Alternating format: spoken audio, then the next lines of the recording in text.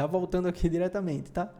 Então, mencionamos no finalzinho da aula anterior que se eu tentar usar a propriedade da substituição direta aqui nesse limite, ó, trocar onde tem x por 1, vai ficar 1 ao quadrado menos 1, vai dar 0, dividido por 1 menos 1 dá 0. Então, ficamos com 0 sobre 0. Quando tem 0 sobre 0, a gente pode ter um resultado, tem uma briga ali, né? Um número próximo de 0 dividido por outro próximo de 0. E aí, quem ganha essa briga? Será que o de cima ganha? Vai para 0 mais rápido? Será que o de baixo vai? Vamos convergir para algum número? Vai existir? Não vai existir? Fica sempre esse questionamento. E à medida que a gente for avançando, a gente vai entendendo mais essas ideias dessa briga do limite, tá? Do numerador e o denominador nesse caso. Bom, como é que eu respondo esse probleminha aqui? Eu vou relembrar de vocês, eu já fiz a observação aqui que o f de 1 não está definido, né? Porque vai dar 0 sobre 0. Mas antes de responder esse problema, eu quero relembrar com vocês os produtos notáveis que aprendemos lá acho que era no 7º ano, 7ª série, 8ª série, não sei se é 8º ano, acho que hoje, né? Vamos relembrar os produtos notáveis. Produtos notáveis significam que são produtos dignos de nota, né? Produtos notáveis aparecem com uma frequência muito grande, então é digno de anotação, é digno de observação. Então anote isso aqui em algum lugar, porque a gente vai usar com muita frequência no estudo dos limites esses produtos, dos produtos notáveis. E aí, você lembra dos produtos notáveis? Essa é a minha pergunta. Vamos relembrar aqui primeiro o quadrado da soma. Quando eu tenho dois números somando, elevado ao quadrado, o quadrado da soma. Isso é igual, quem lembra diretamente pode fazer diretamente, mas quem não lembra, ó, faz x mais y vezes x mais y. Uma coisa ao quadrado é ela vezes ela mesma, né? E aqui eu aplico a distributiva, x vezes x dá x ao quadrado. X vezes y, positivo e positivo, dá mais xy, é esse aqui. Depois, agora o y vai multiplicar pelos dois. Y vezes x, yx ou xy, aí é esse outro que está aparecendo, tá? A multiplicação é comutativa, então yx e xy é a mesma coisa. Então está aqui.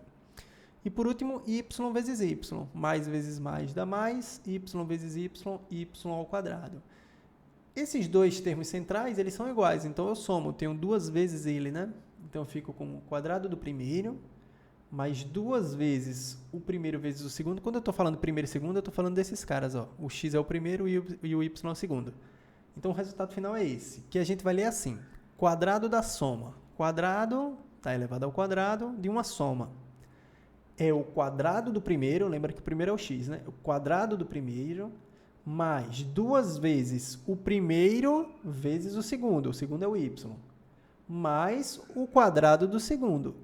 Então, no lugar de eu fazer essa passagem central aqui, que você pode sempre fazer, tá? Não significa que você não possa fazer essa passagem central, não, mas você perde tempo fazendo isso. E espaço, isso é importante também.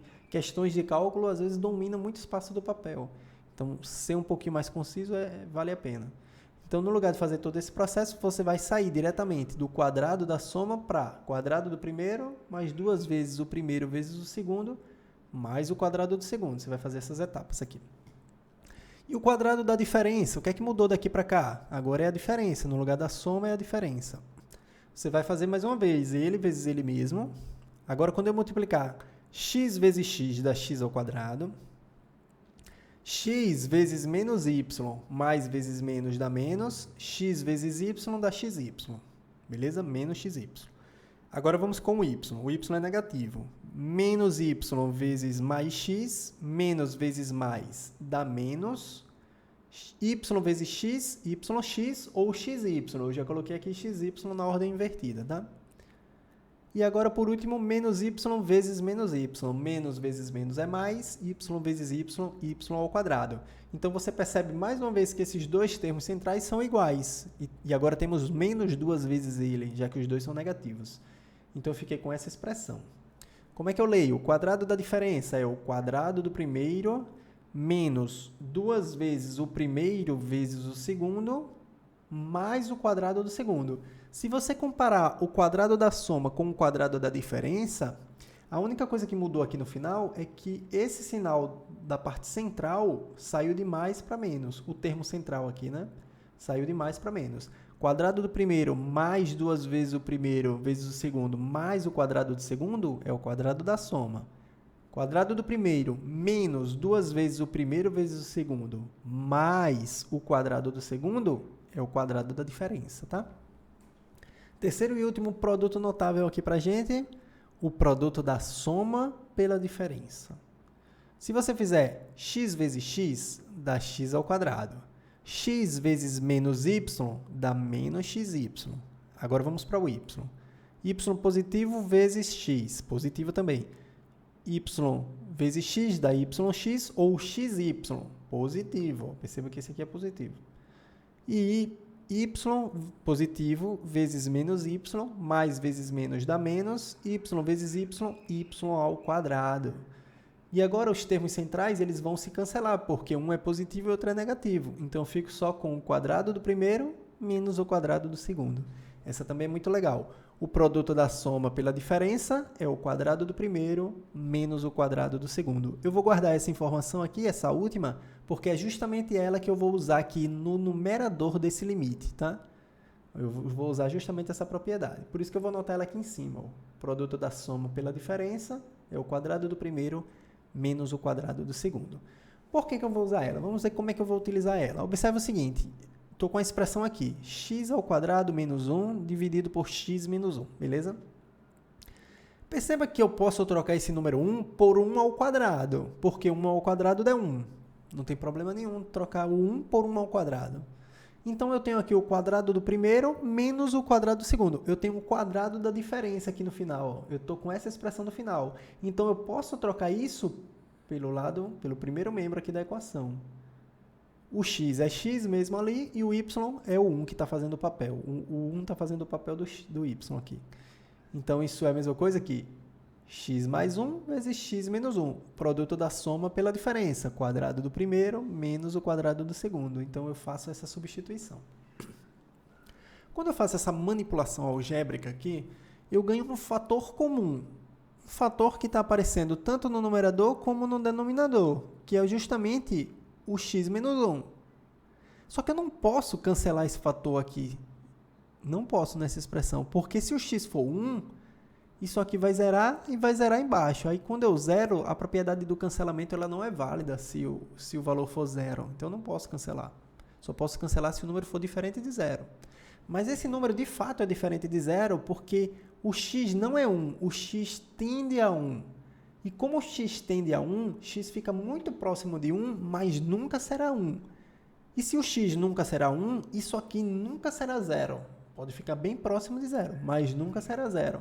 Então, por isso que eu posso cancelar esse fator comum. Aí, por isso que eu sempre tenho que... Quase que eu não falo agora. Eu sempre tenho que argumentar na hora de cancelar um fator comum no limite, mostrando que ele não vai ser 0, esse fator comum, que vai valer a lei do cancelamento nesse caso. Então, temos que x menos 1 é um fator comum nessa expressão, porque aparece no numerador e no denominador.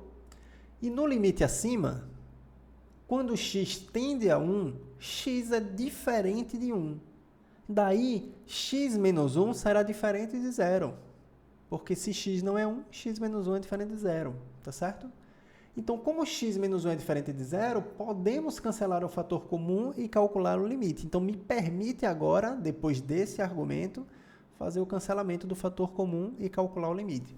Então, esse tipo de argumento ele tem que vir junto da sua resolução. Então, vocês vão ver que todas as questões de limite que eu estarei respondendo, eu vou sempre argumentar a passagem em que eu cancelo um fator comum, mostrando que ele não é 0, tá certo? Então, vamos agora calcular de fato o limite. Limite de x ao quadrado menos 1 dividido por x menos 1 quando x tende a 1. Isso é igual a esse limite, tá? Já usei a propriedade aqui que eu expliquei aqui em cima. Esse carinha é igual a esse carinha, tá?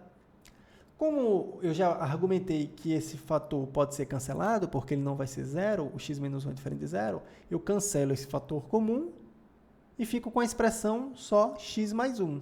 Limite de x mais 1 quando x tende a 1. Aqui você pode justificar que o limite da soma é a soma dos limites e depois substituir pelas propriedades 8 e propriedade da constante, que acho que é a propriedade 7, tá? E aí você vai chegar à conclusão que isso é 1 mais 1, tá? Ou você pode usar a propriedade da substituição direta, melhor ainda. Já que isso aqui é um polinômio, você substitui diretamente onde tem x por 1. não precisa fazer a passagem que eu mencionei agora. Então, substitui direto onde tem x por 1, vai ficar 1 mais 1. O ideal aqui, pessoal, é ter um parênteses aqui, tá? Eu deveria ter colocado o parênteses aqui para dizer que é o limite de x mais 1, da expressão entre parênteses, seria o correto aqui, tá? Então, substituindo, ó, vai ficar 1 mais 1. 1 mais 1 dá 2. Então, esse limite aqui vale 2. Olha o gráfico dessa função aqui, tá? Essa função aqui, ó, o gráfico dela é essa reta, né? Uma reta com um buraco aqui no meio, né? Ele tem um ponto de descontinuidade aqui. Essa é essa reta. Perceba que ela é a reta x mais 1, tá? Quando eu cancelei, não sobrou o x mais 1. Essa é a reta x mais 1, ó. Só que com um ponto de descontinuidade. Ela tem um buraquinho aqui, ó, quando x vale 1. No ponto 1, 2, tá? Ela tem um ponto de descontinuidade. E ele diz aqui, ó, se f de x for igual a g de x, a f que eu estava calculando, que era o quociente, tá? Essa aqui ele está simbolizando o f, e ele está simbolizando o x mais 1 como a g, nesse exemplo. Se f de x for igual a g de x, quando x for diferente de a, então o limite de f de x, quando x tende a A, é igual ao limite de g de x quando x tende a A, desde que o limite exista. O que é que ele está dizendo? Calcular o limite da função f, x ao quadrado menos 1 dividido por x menos 1, é a mesma coisa que calcular o limite de x mais 1. Porque as funções são iguais, menos no x igual a 1. Mas no x igual a 1 não me interessa, porque eu estou calculando o limite quando x tende a 1. Lembra que quando eu calculo o limite quando x tende a 1, eu não me preocupo com o valor em x igual a 1. Ele pode existir, pode não existir, não estou nem aí. Por isso que ele está dizendo, se a f for igual a g, sempre que o x for diferente do resultado do limite que você está calculando, você pode trocar a f pela g. Por isso que aquele cancelamento é válido, você calcula o limite de outra função, do x mais 1, no final das contas. Então é isso. Eu vou fazer uma pausa, que já estamos aqui um pouquinho alongados nessa aula, e a gente retorna daqui a pouco. Não sai daí.